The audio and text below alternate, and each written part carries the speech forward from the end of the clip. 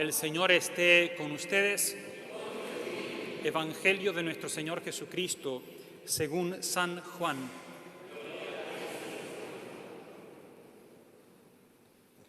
Estaba Juan Bautista con 2 de sus discípulos y mirando a Jesús que pasaba dijo: «Ese es el Cordero de Dios». Los 2 discípulos, al oírlo hablar así, siguieron a Jesús. Él se dio vuelta y viendo que lo seguían les preguntó: «¿Qué buscan?». Ellos le respondieron: «Rabí», que quiere decir maestro, ¿dónde vives?». «Vengan y lo verán», les dijo. Fueron, vieron dónde se quedaba y se quedaron con él aquel día. Eran alrededor de las 4 de la tarde. Uno de los 2 que oyeron la palabra de Juan y siguieron a Jesús era Andrés, el hermano de Simón Pedro. Al primero que encontró fue a su propio hermano Simón y le dijo: «Hemos encontrado al Mesías», que quiere decir Cristo. Entonces lo llevó donde estaba Jesús. Jesús lo miró y le dijo: «Tú eres Simón, hijo de Juan, y tú te llamarás Cefas», que quiere decir Pedro. Palabra del Señor.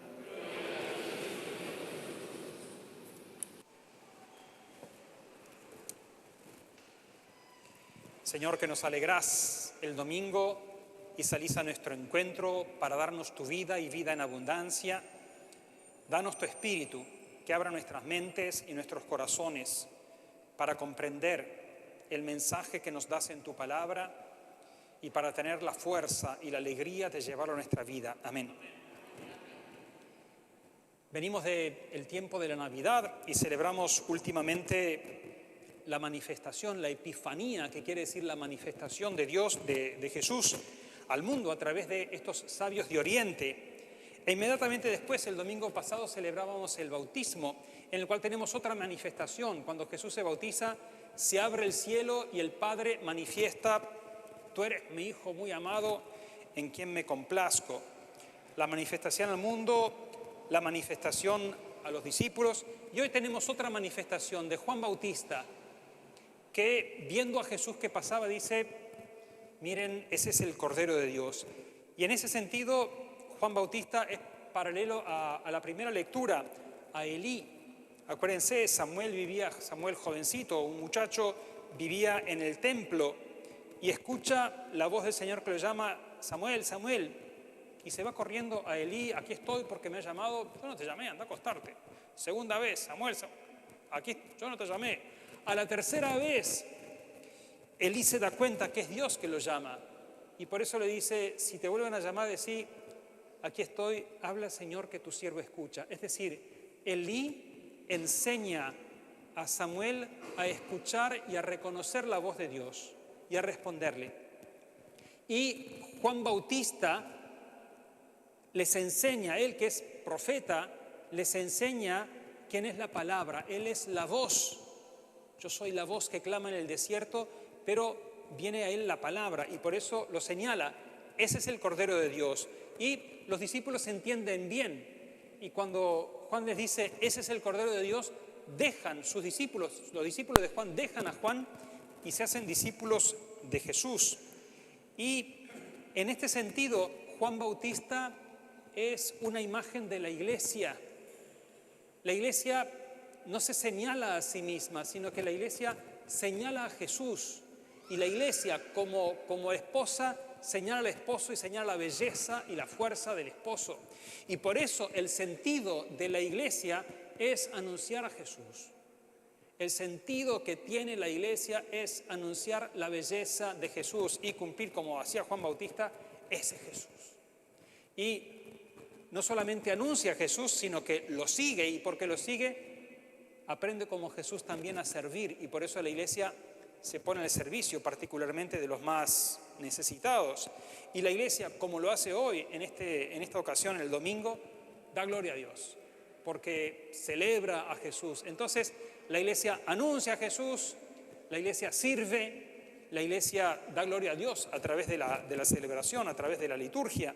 Y la Iglesia forma el cuerpo de Jesús. Nosotros somos el cuerpo de Jesús y por eso formamos una comunidad, muchos miembros diversos que forman un solo cuerpo. Y se nos invita a nosotros a entrar en esta dinámica. Jesús ve que lo siguen y Él, que es la palabra, en el pasaje que acabamos de escuchar aparecen las primeras palabras de Jesús en el Evangelio. Y el evangelista cuida mucho estos detalles. Y Jesús, que es la palabra que se había presentado en el prólogo, en el principio existía la palabra y la palabra estaba con Dios y la palabra era Dios. Y en el centro dice, y la palabra se hizo carne y habitó entre nosotros y contemplamos su gloria. Él, que es la palabra, la primer palabra que dice, ¿cuál es? Cuando lo siguen, cuando Andrés y el otro discípulo siguen. ¿Cómo? ¿Qué buscan? ¿Qué buscan? No hace un discurso, miren, yo soy la palabra, se acabó la antigua alianza, vengan, está todo resuelto. No, lo primero que hace es descubrirle al ser humano que es un ser de búsqueda, es un ser somos seres de deseo. Y Jesús responde a eso, ¿qué es lo que están buscando? Y, maestro, ¿dónde vives? Otra vez más, nos saca una tarjetita y dice, esta es mi dirección, vengan y vean, invita a ser testigos. Los discípulos son testigos de Jesús. ¿Qué quiere decir? Fueron, vieron y se quedaron con Él aquel día, eran como las 4 de la tarde. Esa señal, eran como las 4 de la tarde, es como la señal de que cuando a uno le pasa una cosa importante se acuerda de todos los detalles. ¿Dónde estaba? ¿Con quién estaba? ¿A qué hora era? ¿Si estaba lloviendo? ¿Si no estaba? ¿Si era martes o si era jueves? Se acuerda de todo. Y esto es lo que pasa con estos primeros discípulos. Pero esto que pasa con los primeros discípulos no es solamente el relato histórico de lo que pasó con Jesús. Nosotros somos discípulos de Jesús. Y así como Jesús invita a Andrés y al otro discípulo a venir y ver, también nosotros somos invitados a ser testigos. Porque, como decía el Papa Benedicto, no se comienza a ser cristiano por una idea. No es que uno lee el credo y dice, sí, creo. Él dice, se comienza a ser cristiano por un encuentro con una persona viva. Porque una de las consecuencias fundamentales de la resurrección de Jesús es su presencia en medio de nosotros. Como decía Jesús al final del Evangelio de Mateo, miren, yo estoy con ustedes todos los días hasta el fin del mundo. Venimos a encontrarnos con el Señor siempre está con nosotros, pero particularmente el domingo en la Eucaristía, domingo, acuérdense, el nombre domingo, la palabra domingo quiere decir del Señor, viene de Dominus en latín, que quiere decir Señor. Menos mal que hay muchos que no se dieron cuenta, porque si no ya lo iban a sacar, pero como no se dan cuenta de esas cosas, la ignorancia a veces nos salva. Entonces, el domingo en la Eucaristía venimos a encontrarnos con Jesús. No venimos a cumplir un precepto. Ciertamente que la Iglesia, como buena maestra, nos dice, vayan a la misa el domingo, es precepto ir a misa el domingo. Pero no venimos a cumplir un precepto, venimos a encontrarnos con aquel que es nuestra vida. Venimos a encontrarnos con aquel que nos ama y que nos salva. Entonces, a lo largo de nuestra vida, nosotros podemos, si hacemos memoria, podemos eventualmente descubrir esos momentos en los cuales sí, me encontré con el Señor acá y me encontré con... ¿Nunca les pasó que de repente en la predicación dice, pero el Señor me está hablando a mí? Y por supuesto que te está hablando a vos. ¿A quién querés que le hable? Claro que el Señor dirige su palabra a nosotros y responde a las diversas situaciones en las cuales estamos. ¿Y qué es lo que hace? Dice, Andrés, hermano de Simón Pedro, era uno de los dos que se quedó con Jesús aquel día. ¿Qué fue lo primero que hizo? ¿Cómo? Lo primero que hizo fue a buscar a su hermano y le dijo, encontramos al Mesías. Es decir, el que se encuentra con Jesús lo va a conocer.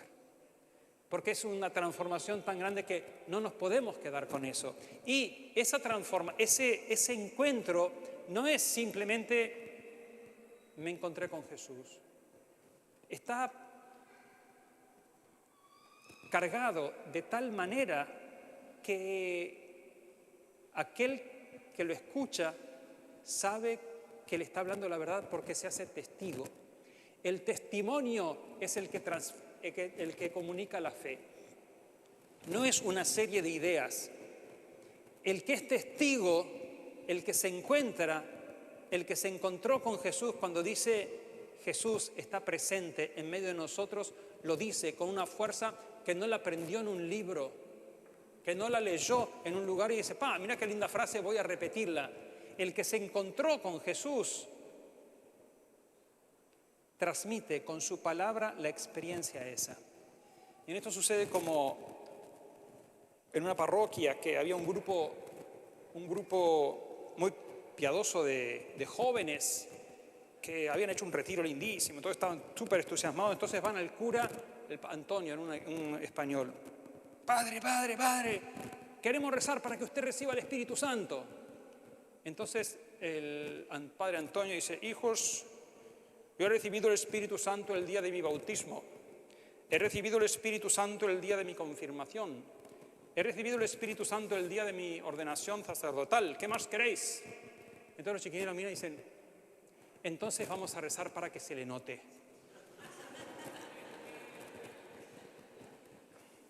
El Espíritu Santo que está en nosotros se nota y se hace notar por la vida de aquel que nos habita. Pablo decía en la carta a los Corintios, ustedes no saben que en su cuerpo habita el Espíritu Santo, Él está en nosotros. Entonces, es Él que en nosotros nos hace portadores de su propia presencia.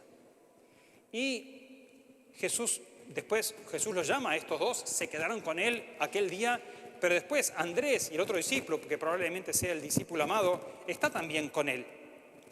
Y después sigue, los versículos que siguen, estamos leyendo el capítulo 1 de Juan, y dice, entonces Jesús al otro día pasó y vio a Felipe, lo llamó, sígueme.